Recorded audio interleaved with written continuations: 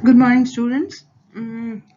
इससे पहले वाली क्लास में हमने स्पिन स्पिन स्प्लिटिंग पढ़ा और जो पीक स्प्लिट होती है मल्टीप्लेट के अंदर, उस मल्टीप्लेट के बीच में जो स्पेस होती है उस स्पेस को अपन कपलिंग कांस्टेंट कहते हैं, है ना। That is the spacing between the peaks in the multiplets. इसको हम कपलिंग कांस्टेंट कहते हैं और इसको हम J से डिनोट करते हैं। कपलिंग कांस्टेंट को हर्ट्ज में मेजर करते हैं और ये हमने देखा कि it depends on the structural relationship between coupled protons. जो दो प्रोटॉन्स आपस में कपल कर रहे हैं उनकी स्ट्रक्चरल रिलेशनशिप के ऊपर डिपेंड करता है। और ये केमिकल शिफ्ट से ऐसे डिफरेंट है कि यह इंड्यूस्ड सेकेंडरी मैग्नेटिक फील्ड पे कपलिंग कांस्टेंट पे कोई फर्क नहीं पड़ता है, जबकि याद करिए chemical shift was affected by the secondary magnetic field, है ना। पोजीशन ऑफ सिग्नल इफेक्ट होता था सेकेंडरी मैग्नेटिक फील्ड से, कपलिंग कांस्टेंट के ऊपर कोई फर्क नहीं पड़ता। केमिकल शिफ्ट इफेक्ट होता था हमारे स्पेक्ट्रोफोटोमीटर की मैग्नेटिक फील्ड से, पर यहाँ पर कपलिंग कांस्टेंट नहीं होता। वहाँ हमने देखा था कि 60 मेगाहर्ट्ज के ऊपर अगर हम हर्ट्ज में मेजर करें तो केमिकल शिफ्ट हमें अलग मिलेगा, 100 मेगाहर्ट्ज पे करें तो अलग मिलेगा, which is not the case with coupling constant। फिर कपलिंग कांस्टेंट के अंदर प्रॉपर्टी होती है एक रेसिप्रोसिटी, है ना। रेसिप्रोसिटी का मतलब कि जो दो प्रोटॉन्स आपस में कपल कर रहे हैं, सपोज करो ए प्रोटॉन बी के साथ में 8 हर्ट्ज से कपल कर रहा है, तो बी प्रोटॉन भी ए प्रोटॉन के साथ में 8 हर्ट्ज से कपल करेगा, यानी रेसिप्रोसिटी होती है कपलिंग कांस्टेंट में। ये कपलिंग कांस्टेंट मेजर 3 तरीके से हम इसको डिवाइड कर सकते हैं। पहला जर्मिनल कपलिंग, है ना। कपलिंग कांस्टेंट क्योंकि हम कह रहे हैं कि दो प्रोटॉन्स के बीच में कपलिंग, है ना, generally it is on the neighbouring carbon atom, but अगर ये दो प्रोटॉन्स एक ही कार्बन के ऊपर प्रेजेंट हैं, जो कि जर्मिनल प्रोटॉन्स बोले जाते हैं, पर ये केमिकली नॉन इक्विवेलेंट प्रोटॉन्स हैं, तो इनके बीच में भी कपलिंग हो सकती है और इसे हम 2J कपलिंग कहते हैं। 2 का मतलब एक्चुअली है कि कितने बॉन्ड्स हैं प्रोटॉन्स के बीच में, तो इन दो प्रोटॉन्स के बीच में एक और दो बॉन्ड्स हैं, तो it is named as 2J coupling, या हम कहें 2 बॉन्ड कपलिंग। इसकी वैल्यू जो है वो 0 to 30 हर्ट्ज के बीच में होती है। और जो दो जर्मिनल प्रोटॉन्स हैं, जैसा मैंने कहा, they should be non equivalent. Example ले, अगर हमने ये एग्जाम्पल लिया, इट इज 2 मिथाइल प्रोपीन। इसके अंदर देखिए ये दो प्रोटॉन्स जर्मिनल प्रोटॉन्स हैं, बट क्या ये आपस में कपल करेंगे? नहीं। क्यों? क्योंकि ये केमिकली इक्विवेलेंट प्रोटॉन्स हैं। इसके भी सिस में मिथाइल और ट्रांस में मिथाइल है, इसके भी सिस में मिथाइल और ट्रांस में मिथाइल है, तो इनका केमिकल एनवायरनमेंट बिल्कुल सेम है, ये केमिकली इक्विवेलेंट प्रोटॉन्स हैं, तो ये आपस में कपल नहीं करेंगे। लेकिन अगर एग्जाम्पल चेंज करें अपन, 2 ब्रोमो प्रोपीन होता है, इसके अंदर ये दो प्रोटॉन्स देखें तो इन प्रोटॉन्स का एनवायरनमेंट अलग अलग है। देखिए ये proton cis to Br trans to methyl, ये proton cis to methyl trans to Br, यानी इन दो प्रोटॉन्स का एनवायरनमेंट अलग अलग है। ये केमिकली नॉन इक्विवेलेंट प्रोटॉन्स है, और अगर ये केमिकली नॉन इक्विवेलेंट प्रोटॉन्स है तो इनके अंदर 2J कपलिंग हो सकती है, ठीक है। तो ये सिचुएशन, जैसा हमने कहा कि स्ट्रक्चरल रिलेशनशिप पे डिपेंड करते हैं। अगर सिंपली ये 2J कपल है तो coupling constant can be between 12 to 15 hertz. अगर डबल बॉन्ड के साथ में अटैच्ड है तो इट इज 0 to 3 हर्ट्ज, और अगर ऐसे सिस्टम के अंदर ये केमिकली नॉन इक्विवेलेंट प्रोटॉन्स है तो इट कैन बी 20 हर्ट्ज। तो ये जर्मिनल प्रोटॉन्स हुए या जर्मिनल कपलिंग हुई 2J कपलिंग। दूसरे तरीके की कपलिंग हो सकती है विसिनल कपलिंग।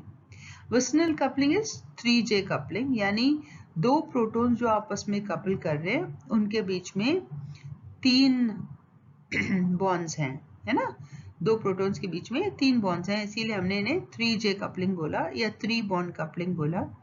वैल्यू जो है वो 0 to 20 हर्ट्ज है और इन 3J कपलिंग जो है ये डिपेंड करती है डायहेड्रल एंगल के ऊपर। एग्जाम्पल ने बेंजीन मॉलिक्यूल है, उसके अंदर अगर ऑर्थो पोजीशन के ऊपर 2 प्रोटॉन्स लगे हुए हैं और ये दोनों प्रोटॉन्स अगर केमिकली नॉन इक्विवेलेंट प्रोटॉन्स हैं तो ये आपस में कपल करते हैं बाय 8 to 10 हर्ट्ज।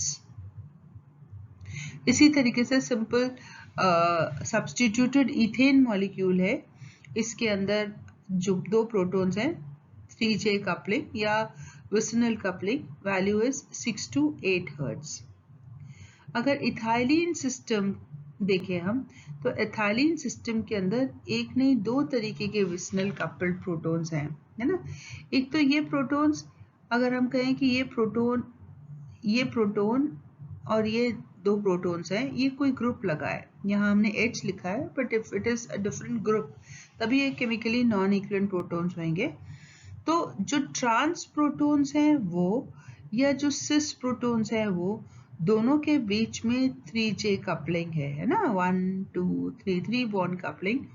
तो जो ट्रांस प्रोटॉन्स हैं दे कपल बाय 15 to 18 हर्ट्ज और जो सिस प्रोटॉन्स हैं वो कपल करते हैं 9 to 11 हर्ट्ज।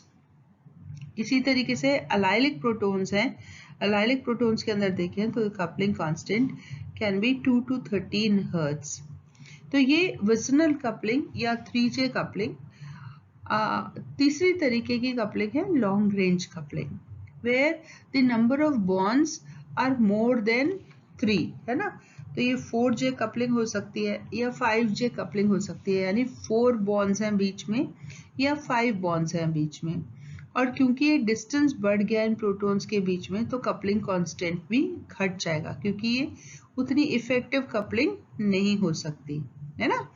तो ये एग्जाम्पल देखिए हम, ये एलाइलिक प्रोटॉन्स हैं, अगर इन प्रोटॉन्स के अंदर 1 2 3 4, so it is become 4J coupling and it is 0 to 3 hertz.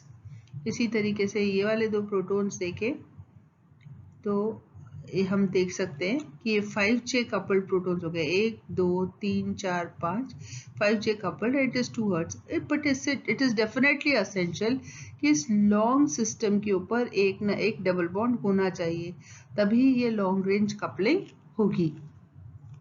अगर एरोमेटिक सिस्टम के अंदर देखें तो मेटा सब्स्टिट्यूटेड अगर प्रोटॉन्स को देखें तो ये 1 2 3 4 they are 4J coupling, 4J coupled protons, और ये coupling constant is somewhere around 2.5 hertz. जबकि ये जो प्रोटॉन्स पैरा कपल्ड है या पैरा पोजीशंस के ऊपर है तो हम कहेंगे ये 5J कपल्ड है और ये कपलिंग कांस्टेंट 0 या 1 हर्ट्ज होता है ना। तो ये लॉन्ग रेंज कपलिंग ज़्यादातर वैलिड या ज़्यादातर हम इन्हीं केसेस में देखते हैं एरोमेटिक सिस्टम्स के अंदर, जहाँ पर कि मेटा सब्स्टिट्यूटेड या पैरा सब्स्टिट्यूटेड बेंजीन डेरिवेटिव्स होते हैं। अगर इसको हम एग्जाम्पल लेके बताएं तो ये देखिए हमने ये एग्जाम्पल लिया 1-ब्रोमोइथीन का। इस 1-ब्रोमोइथीन के अंदर 2 तरीके के प्रोटॉन्स हैं। एक तो ये प्रोटॉन्स हैं जेमिनल प्रोटॉन्स HA और HB, है ना। तो ये HA HB के साथ में कपल करेगा, जेमिनल प्रोटॉन्स हैं, तो ये कपलिंग कांस्टेंट जो है वो 3 हर्ट्ज है ना। पर ये HA जो है ये इस HC के साथ में भी कपल करेगा और ये ट्रांसपोजिशन के ऊपर है और ये विसिनल कपलिंग है ना। तो ये विसिनल कपलिंग ये 15 हर्ट्ज है। यानी अगर हम HA की बात करें, ये देखिए HA की बात करेंगे और पास में एक प्रोटॉन है तो इससे डबलेट, और एक प्रोटॉन है तो ये डबलेट जो है एक और डबलेट के अंदर स्प्लिट हो जाएगा। यानी HA के लिए हमें मिलेगा डबल डबलेट डबलेट डबलेट, और कपलिंग कांस्टेंट कितनी होगी? कपलिंग कांस्टेंट ये होगी HA couples with HB with 3 hertz, HA couples with HC with 15 hertz. यानी पहली जो कपलिंग कांस्टेंट होगी 15 हर्ट्ज होगी और फिर दूसरी यानी JAC is 15 hertz and JAB is 3 hertz. बात करें HB की, HB कपल करेगा HA के साथ में। जितने कपलिंग कांस्टेंट से HA ने HB से कपल किया, उतनी कपलिंग कांस्टेंट से HB HA के साथ में कपल होगा। This is principal that is followed, reciprocity जिसे हमने बोला कि जितने से ये कपल करता है उतने से ये भी कपल करता है। तो ये 3 हर्ट्ज से कपल कर रहा था, तो ये भी 3 हर्ट्ज से ही कपल करेगा। और HB with HC couples with 10 hertz. तो JBC is 10 hertz and JAB is 3 hertz. Again हमें दो डबलेट्स मिलेंगे, डबल डबलेट 10 hertz और 3 hertz. HC को देखें, HC कपल कर रहा है HB के साथ में with 10 hertz और HC कपल कर रहा है HA के साथ में with 15 hertz. यानी again we'll get two doublets, that is double doublet with coupling constant 15 and 10 hertz. तो हम ये अगर हमें coupling constant हम पता चल जाए तो हम बता सकते हैं कि ये आइडेंटिफाई कर सकते हैं उन प्रोटॉन्स का कि ये वही प्रोटॉन्स है जिनके साथ में कपलिंग हो रही है ना, क्योंकि एक प्रोटॉन दूसरे प्रोटॉन के साथ में कपल करेगा तो जितने कपलिंग कांस्टेंट से वो कपल करेगा उतना ही वो प्रोटॉन दूसरे के साथ में कपल करेगा। तो ये कपलिंग कांस्टेंट है और इस कपलिंग कांस्टेंट से हमें पास वाले कार्बन एटम के ऊपर कितने प्रोटॉन्स हैं ये आसानी से पता चल जाता है। तो अब हमें समझ में आती है बहुत सारी चीजें, है ना, जहां हम NMR स्पेक्ट्रा निकाल सकते हैं। एक दो एग्जाम्पल्स करते हैं। जैसे C2H5Br मॉलिक्यूलर फॉर्मूला दिया और इसके अंदर हमें ये कहा गया कि एक ट्रिपलेट मिल रहा है हमें 3 प्रोटॉन्स के लिए और एक क्वार्टेट मिल रहा है हमें 2 प्रोटॉन्स के लिए, और ये इनकी केमिकल शिफ्ट दिखाइए 3.4 ppm पर क्वार्टेट है और ट्रिपलेट मिल रहा है हमें 0.7 ppm पे, है ना। तो अगर हमें ये ट्रिपलेट मिल रहा है 1.7 पे तो हम ये मान सकते हैं कि ये मिथाइल प्रोटॉन्स के लिए है ना। पास में जो है CH2 है इसलिए हमें इसके लिए ट्रिपलेट मिलेगा। यहाँ पास में CH3 मॉलिक्यूल है तो इसके लिए हमें क्वार्टेट मिलेगा। क्वार्टेट का सिग्नल डाउनफील्ड पे आया 3.4 पे, कारण Br लगा हुआ है साथ में। तो ये एग्जाम्पल है इथाइल ब्रोमाइड का। Take example of C7H8। 2 signal मिले, दोनों सिंगलेट्स हैं, एक 5 प्रोटॉन के लिए एक 3 प्रोटॉन के लिए। 5 प्रोटॉन का सिग्नल जो मिला वो 7.2 ppm पे, यानी एरोमेटिक रीजन के अंदर 7.2 ppm पर हमें सिग्नल मिला। एरोमेटिक रीजन के अंदर 5 प्रोटॉन का मिला, इसका मतलब जो एरोमेटिक सिस्टम है वो मोनो सब्स्टिट्यूटेड बेंजीन डेरिवेटिव है। दूसरा सिग्नल मिला 3 प्रोटॉन्स के लिए 2.3 ppm पे, तो 2.3 ppm या 2 से 3 के बीच में हमें देते हैं बेंजाइल प्रोटॉन्स, यानी ये 3 प्रोटॉन्स जो हैं ये बेंजाइल प्रोटॉन्स हैं। इस एग्जाम्पल इसका मतलब C7H8 शुड बी टॉलुएन। C8H8O है ना, मॉलिक्यूलर फॉर्मूला ये, एक सिंगलेट 5 प्रोटॉन्स के लिए 7.50 ppm बता रहा है कि एरोमेटिक सिस्टम है और मोनो सब्स्टिट्यूटेड बेंजीन डेरिवेटिव है। एक सिंगलेट मिलता है 3 प्रोटॉन्स के लिए 3.47 ppm, यानी इसके अंदर स्प्लिटिंग नहीं है, सिंगलेट है, इसका मतलब पास वाले कार्बन एटम के ऊपर कोई प्रोटॉन नहीं है। तो हम आसानी से कह सकते हैं मोनो सब्स्टिट्यूटेड बेंजीन डेरिवेटिव है, क्योंकि एक ऑक्सीजन है इसलिए बीच में C डबल बॉन्ड हो और CH3, ये CH3 डाउनफील्ड पे आया 2.47 because of the carbonyl group, और ये एरोमेटिक 5 प्रोटॉन्स के लिए 7.50 ppm के ऊपर एक सिंगलेट आया।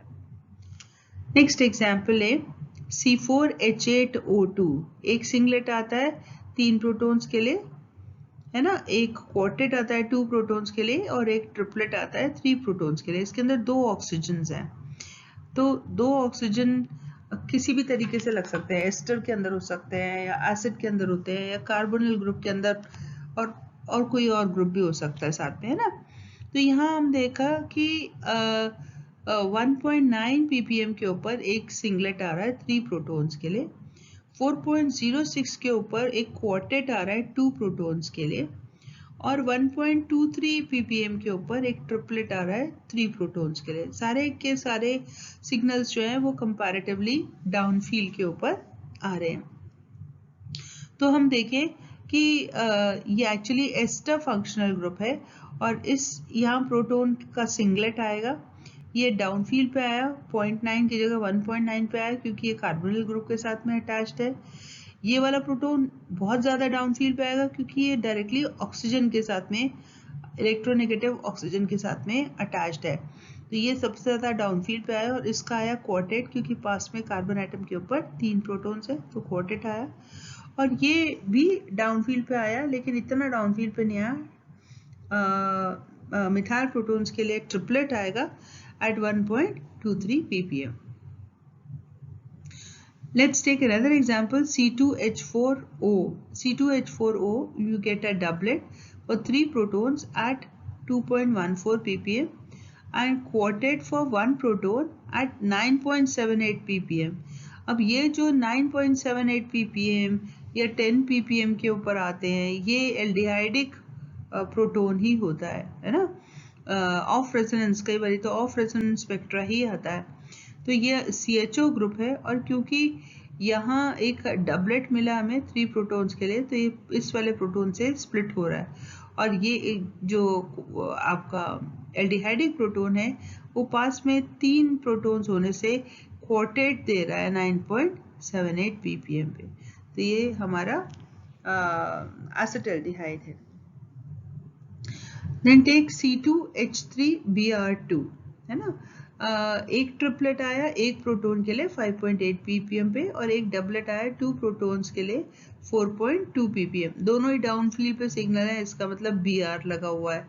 और एक का तो ट्रिपलेट आया और एक का डबलेट आया, इसका मतलब अगर हम देखें तो ये मॉलिक्यूल जिसके अंदर CH2 का डबलेट आएगा और CH का ट्रिपलेट आएगा, पर ये जो CH का सिग्नल ट्रिपलेट आ रहा है ये ज़्यादा डाउनफील्ड पे आ रहा है क्योंकि इसके साथ में 2 Br लगे हुए हैं, जबकि ये CH2 का कंपैरेटिवली अपफील्ड पे आ रहा है क्योंकि इसके साथ में एक Br लगा हुआ है।